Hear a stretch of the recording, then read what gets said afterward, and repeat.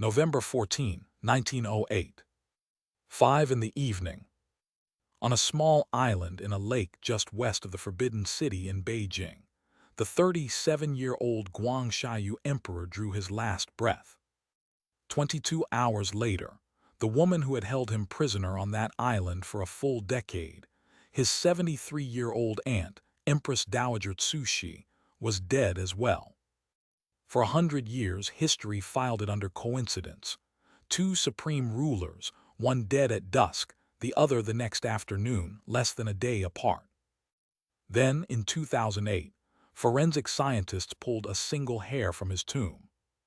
The lab results stunned the country. The arsenic level was more than 2,000 times what it takes to kill a person. The young emperor who had tried to give China a constitution had been poisoned. The killer left no name. But across the empire, only a handful of people had the motive, the power, and the access to walk poison into an emperor's own bed. To understand the two bodies of 1908, we have to go back to one late night in 1875. That year, the 19-year-old Guangxu Emperor, the reigning Qing Emperor, died of illness. He left no son. By a Chinese imperial custom 2,000 years old, the next emperor had to come from the next generation of male relatives. Only then could he honor the dead Tongzhai as a son in the ancestral temple. But Tongzhai's birth mother, Cixi, refused. She was 40 years old. She had already ruled from behind the curtain for 13 years. It was a Qing arrangement. The dowager, that is, the widowed empress, sat behind a thin gauze screen at the back of the throne, listening to the court and handing down decisions. Protocol forbade a woman from facing male ministers directly. While her son reigned, she was Empress Dowager. If a grandson took the throne, she would drop a generation, becoming Grand Empress Dowager, and lose a tier of power. Deep into that night, she summoned the senior ministers of the Grand Council, the small inner cabinet that ran day-to-day government for the emperor, and announced her choice. Her younger sister's son. Her own nephew. A boy just 3 years old, named Dizig Tian. The child was the dead Tongzhai's cousin, same generation. Which meant Cixi remained the imperial mother. Which meant she could still rule from behind the curtain. 3-year-old Zaishan was carried out of his father's house, the residence of a Manchu prince, and through the vermilion gates of the Forbidden City. He was given a new reign name, Guangxu, meaning the inherited light. He would never see home again. His childhood was set by his aunt's clock. When to rise, when to study, when to kneel, when to speak, all of it her decision. In 1889, at 18, he came of age, and Cixi formally returned the government to him. But every eunuch and every official in the palace understood.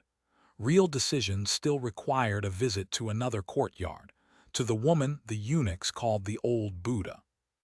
That same year, Cixi arranged something more subtle. She married her own niece to Guangxu and made her his empress, the woman later remembered as Empress Yu. It was a political marriage. Its real function was to plant an ant's eyes inside the emperor's bedroom. In 1894, Guangxu was 23. That year, he faced the first disaster he had to handle himself. The Qing went to war with Japan over control of the Korean peninsula. Everyone, including the European powers, expected the Qing to win. They had more men, a larger fleet, and what looked like a more modern army. The opposite happened.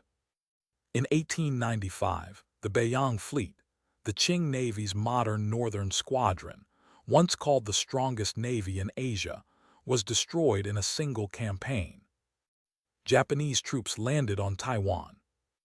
The Qing government was forced to sign the Treaty of Shimonoseki, named for the Japanese port town where it was negotiated. The terms: the entire island of Taiwan and the Liaodong Peninsula ceded to Japan. An indemnity of 200 million taels of silver, 3 full years of imperial state revenue. The defeat shattered the confidence of a civilization. For 2,000 years, China had treated Japan as a younger neighbor, a schoolboy. Now the schoolboy had beaten the teacher and walked away with a piece of the continent. Guangxu first blamed his old ministers, but he quickly saw the deeper problem, the system itself.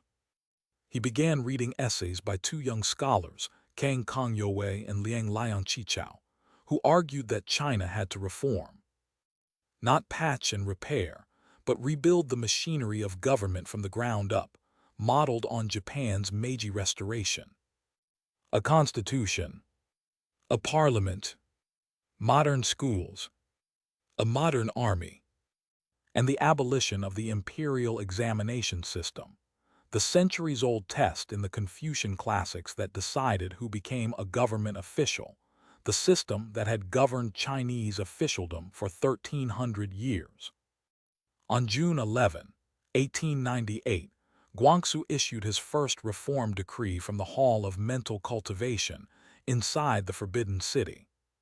From that day on, he issued new edicts daily, sometimes several in a single afternoon. Chinese history remembers this as the 100 Days Reform. In fact, it lasted 103 days. But outside the city, in the gardens of the Summer Palace, where Cixi had officially retired, the 63-year-old dowager was listening as her most trusted eunuch, Li Lianying, read each new decree aloud. With everyone, her face darkened. The child she had raised from age 3, the child she had handpicked, the child she had married off to her own niece to keep watch on him, was now dismantling the machine she had spent more than 30 years building. In the pre-dawn hours of September 21, 1898, the gates of the Forbidden City did not open on schedule. When the eunuchs and ministers arrived, they found every passage held by troops under the command of Rung Lu, Cixi's most trusted general. The dowager had returned to court. She had ridden back from the Summer Palace by sedan chair through the night. She swept into Guangxu's chamber, pulled the 27-year-old emperor out of his bed, and told him plainly, "You are no longer in charge." What followed moved very fast. Kang Yaowei and Liang Qichao, the two intellectual leaders of the reform, escaped Beijing at the last possible moment, smuggled out through British and Japanese contacts, and reached Japan. Those too slow to flee were arrested. On September 28, 6 reformers were beheaded at a public execution ground in the western part of the city. History would remember them as the 6 gentlemen of 1898. The youngest was Tantan Sutung, 33 years old. He had been offered a chance to escape. He refused. From his cell before he died, he wrote a single line: "In every nation, reform has been paid for in blood. Let the blood of China's reform start with mine." He chose to stay and bleed. As for Guangxu, the man who had begun the reforms, the emperor himself, he was not killed. What was done to him was, in another way, colder. Cixi sent him to an island.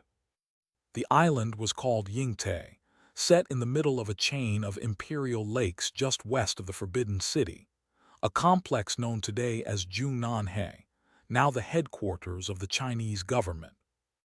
On the island stood several elegant pavilions, originally a summer retreat where emperors could read and write poetry. They were turned into a prison. A single stone bridge connected the island to the shore. Eunuchs and soldiers stood at every step.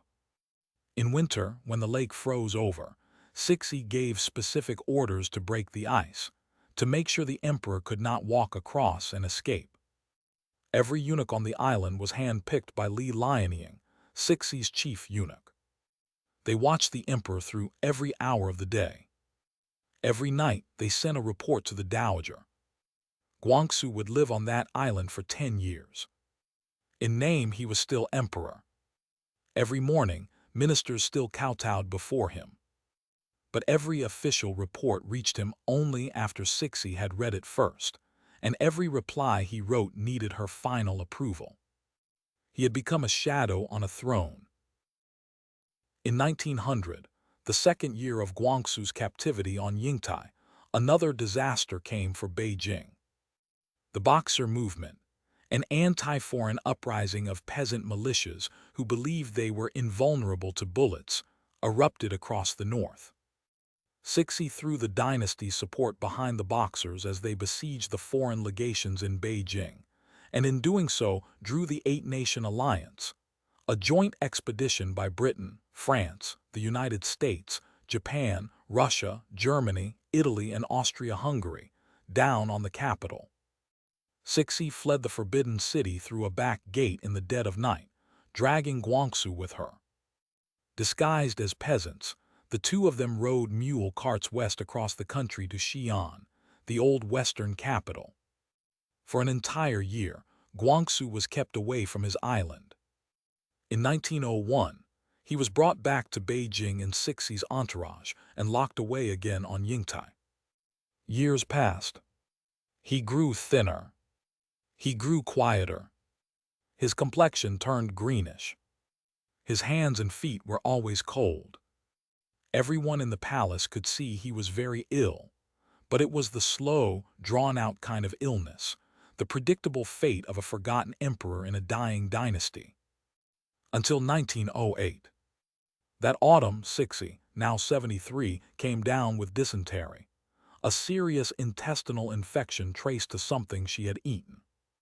Her physicians warned her she might not survive the winter. On the afternoon of November 14, around 5 o'clock, Guangxu was in his bedchamber on Yingtai when he was struck by violent stomach pain. He curled up on his bed. His face went blue-purple. He began to vomit. Within a few hours, he was dead. He was 37.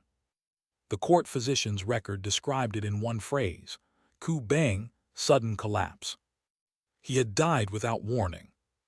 22 hours later, around 2 in the afternoon of November 15, Cixi died in her own bedchamber. But before she died, she made the last and the most consequential political decision of the Qing dynasty. She named the next emperor. She chose a 2-year-old child, Puyi, the son of Guangxu's half-brother, an infant who could not yet speak in clear sentences. That child would grow up to become the last emperor in Chinese history. Guangxu had no son of his own, but he had brothers, cousins, several adult relatives in their 30s, well-educated men, any of whom would have been better suited to take over a crumbling empire than a toddler.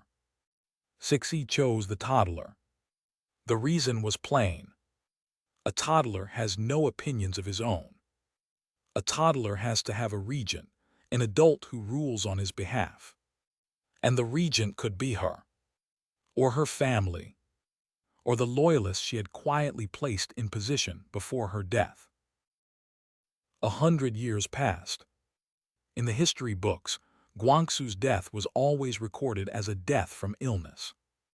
The 22-hour gap was filed as coincidence. The Qing survived him by only 4 more years.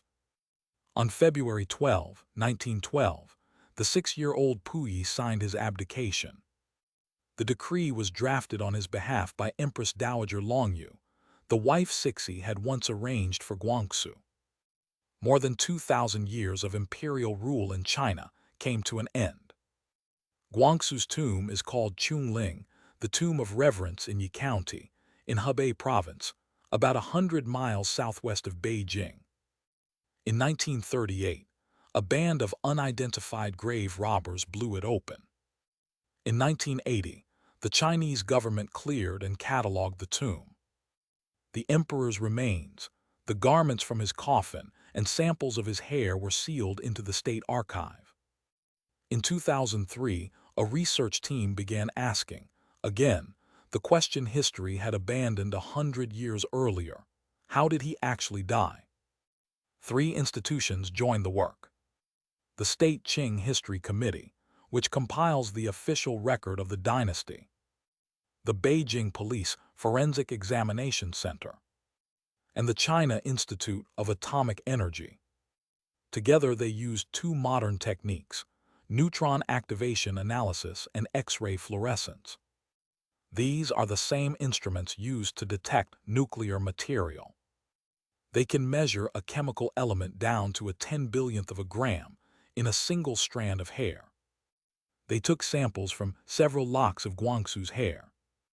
They took samples from his bones. They took samples from the fibers of his inner garments, specifically from the area that had rested against his stomach. The results were released in 2008. The arsenic concentration in a single hair of Guangxu's was 2,400 times that of an ordinary person from the same period. On the fibers of his clothing, over the stomach, the arsenic was extraordinarily concentrated. The distribution pattern allowed only one reading. He had not been slowly poisoned over time.